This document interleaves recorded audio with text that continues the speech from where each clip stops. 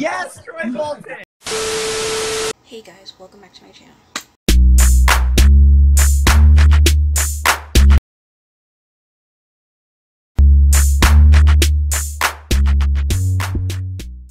If you don't know who this be, it's your girl Kyra B coming at you with a new video.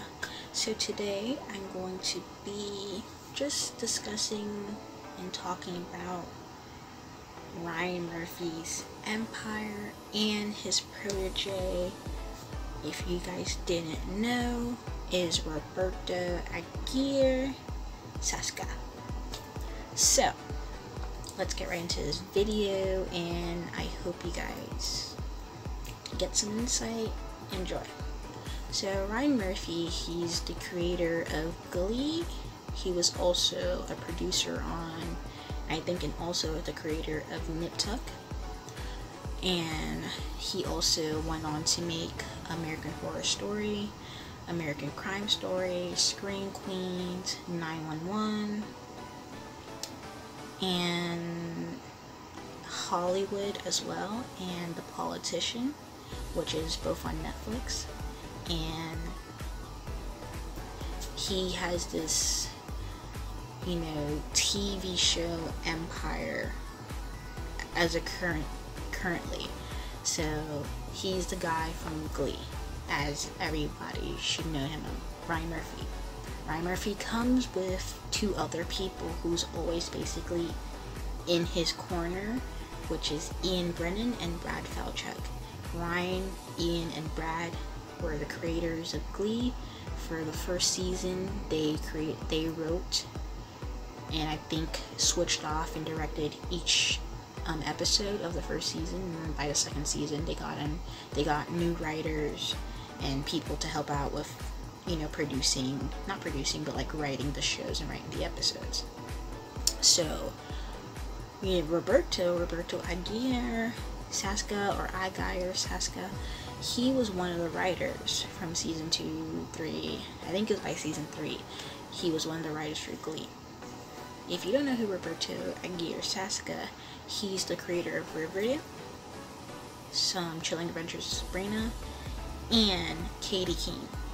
So with that being said, you kind of wonder why there's a lot of similarities between kind of a Glee, Riverdale type scenario, because like, why is there so many musicals, and why does Roberto have so many musicals in each of his shows? Riverdale, there's a musical in almost every season. Chilling Adventures, they just started using musicals in their part 3.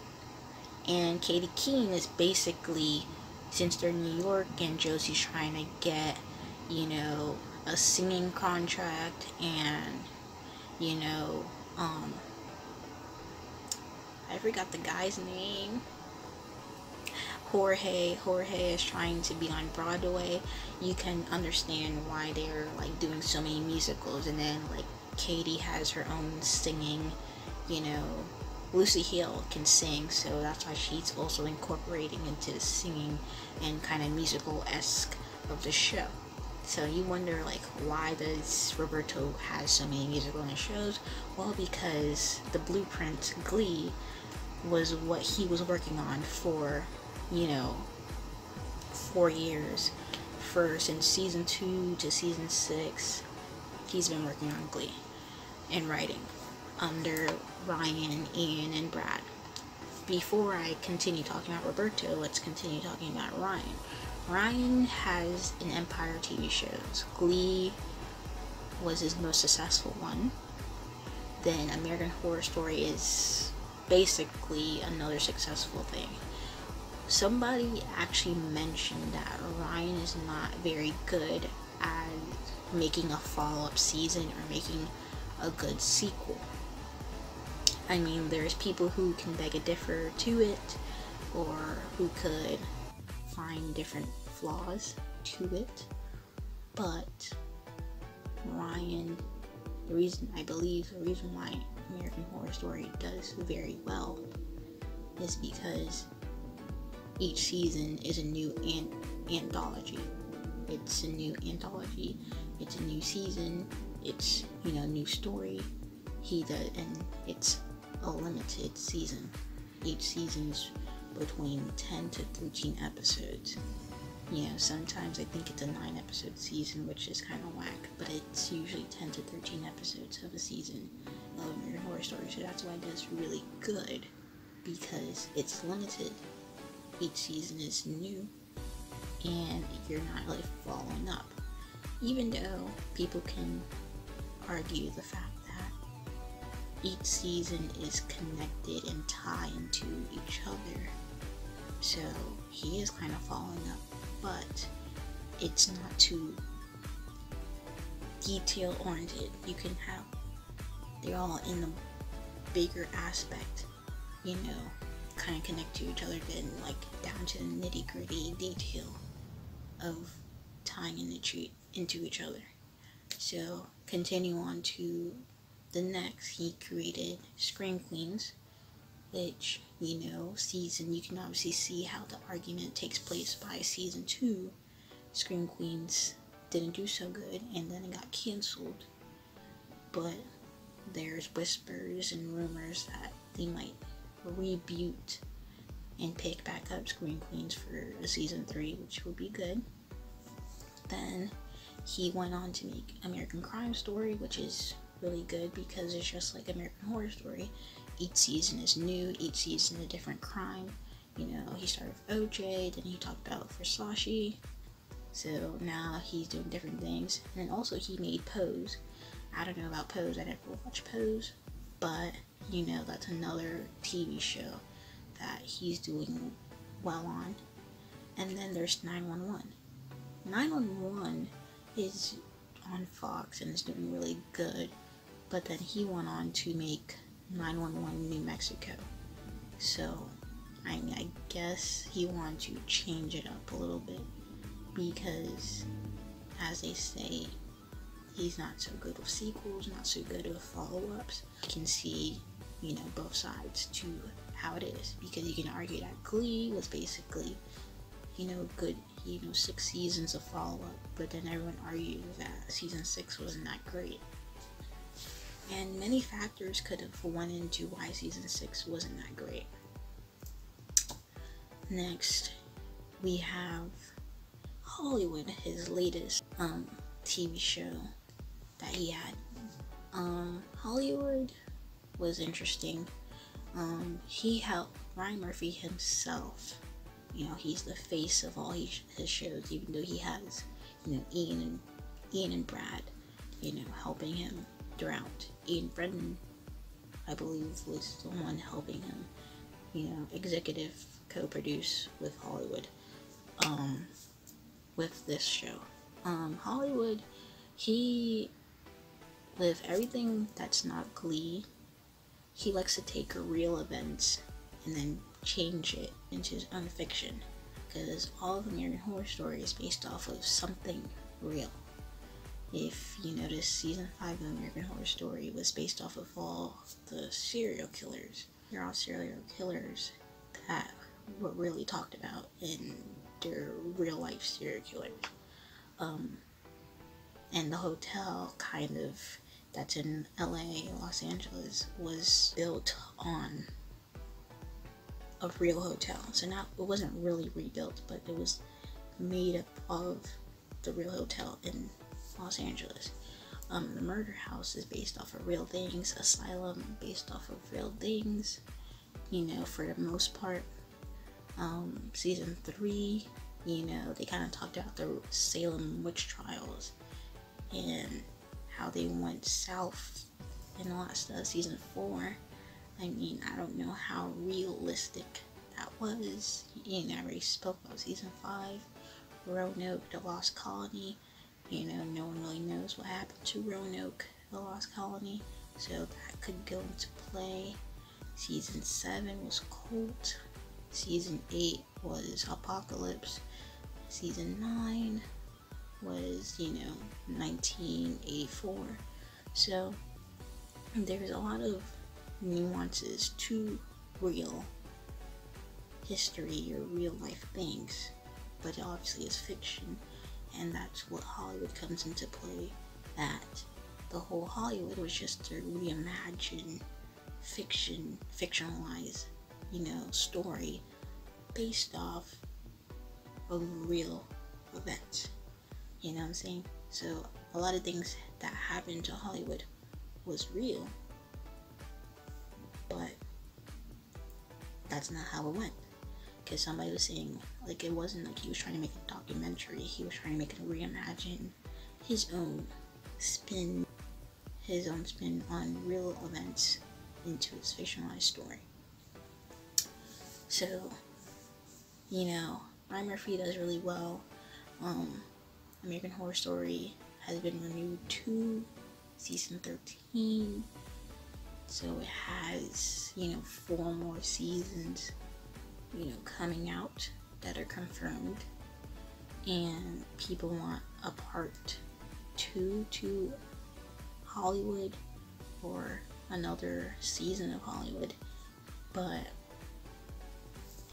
it's a limited series. I think where he ended on that was, pretty good. I don't know what would he do to change it up a bit. Also, that's what I have to say about Ryan. Now Roberto is basically Ryan's protege.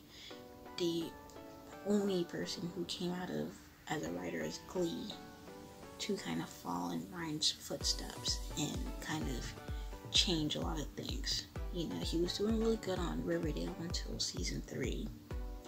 He went on to make Chilling Adventures of Sabrina, which was really good, and it still is really good. And then he's went on to make Katie Keene, and then he's also doing a really good job as to having them, all 3 shows, tie into each other at some point, which is an interesting thing that he could do, or that he's going to do, that they're going to have a crossover between, because you already have Josie from Riverdale on Katie Keene, you already have Greendale and Riverdale kind of, right next to each other, and so it's kind of like, would be inevitable that they would have a spin-off, not a spin-off, but a crossover of all 3 shows. One thing I really dislike as of now is that Katie Keene, his newest show of Roberto's, came out and he's having it go to HBO Max, and I feel like that's very not smart, because everybody knows when a show that comes from CW usually goes to Netflix. That's one of the only networks that are in the bag about taking their shows and putting it onto Netflix, and they have it as a week after the show ends, they put it on Netflix.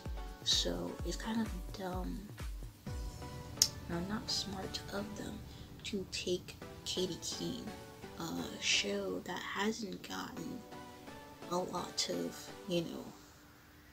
noise. It has gotten some, but not a lot of noise, and take it on to HBO, which is a very new streaming service, when people already pay for 3 to 4 streaming services, that you want people to come now and pay for another streaming service. It might be a good test run to see how well people, take into action of Katie Keene being on HBO Max. But if 2 of 3 of your shows is already on Netflix, it doesn't make any sense to move it to HBO Max. Katie Keene itself should have been on Netflix, because, with every CW show, a lot of people, watch it on Netflix and they're like, oh my gosh, I didn't hear about the show before, and now it's being on Netflix, oh my gosh, I'm gonna watch it, and they watch it and they really like it, and then you continue watching it. You wonder why Riverdale is such a good show outside of Netflix and outside of different countries other than the US, because it has so much, you know, attention to it. We wonder why Riverdale is one of the most watched shows worldwide. You know, people talk about it from different countries. They watch it in different countries. After the episode airs, they release it to Netflix the morning after. And that you wonder why Riverdale, people coincide Netflix and Riverdale together, like, oh, Riverdale is a Netflix show, when it really isn't. It's a CW show. It's just, it has so much attention to it. You know, when All American season 2 came on Netflix, a lot of people were like, oh my gosh, I didn't know All American, you know, I didn't know about All American until it came on Netflix just recently. People watched it, and it was the talk of the town for like the whole month of March, or the rest of the month of March, because, you know, so many people binge watched the first 2 seasons, people watched it, and all that stuff. People who watch CW, and you probably saw the commercials about All American, probably never watched it until it got on Netflix. So it's kind of, you know, silly of them to take a new show, a brand new show that wasn't doing, you know, is not doing so well, you know, in the aspect of getting, like, people do watch Katie Keene, people do talk about Katie Keene, but is it on the scale of the hot new show? No, not really. And it probably is not going to be even after being on HBO Max. People, the only thing that's gravitating to people going to HBO Max is Friends and some popular movies. That's in any other HBO show. Nobody's buying HBO Max just to watch Katie Keene, in a season 1 show that had, I don't know, 15, 16 episodes or less, to, you know, just watch season 1 of Katie Keene. Like, I mean, it's probably still on the CW to finish off, because I feel like it's kind of silly of Roberto or whoever said, let's put this brand new show on HBO Max. I don't know how well it's going to do on HBO Max, because I don't want to, you know, say all this and then it's like one of the #1 shows on HBO Max and blah blah blah, you know. But I just feel like a lot of people has Netflix more than any other streaming service. You know, Netflix is #1, then Hulu, then Amazon, and now Disney Plus, and then it's gonna be HBO Max. So it's kind of silly of them to do that. Anyhow, that's all I gotta say. I mean, it was just like basically a rant of the 2 creators and their shows. Just a little discussion. Anyway, if you like this video, like the video, comment down below, let me know your thoughts, comments, and concerns. And if you have not subscribed to my channel, subscribe. Anyway, thank you guys for watching. Peace.